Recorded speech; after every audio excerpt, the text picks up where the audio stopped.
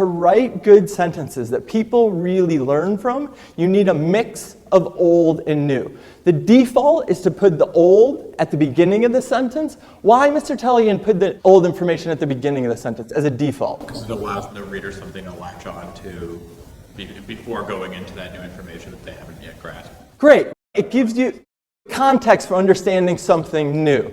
So we can default to beginning is old, but the real key is just to have a mix of old and new. And so one of the problems that we run into is the sense of if you don't have that mix, it's just going to seem kind of boring or confusing. But we can see how wonderful this technique works if we just return to the phrase Mr. Artunian wrote in the beginning. Read it again. If your sentences flow, New information. then chances are your ideas will flow. Still new information. But then look at the next sentence. And if your ideas flow, people are much more likely to understand you.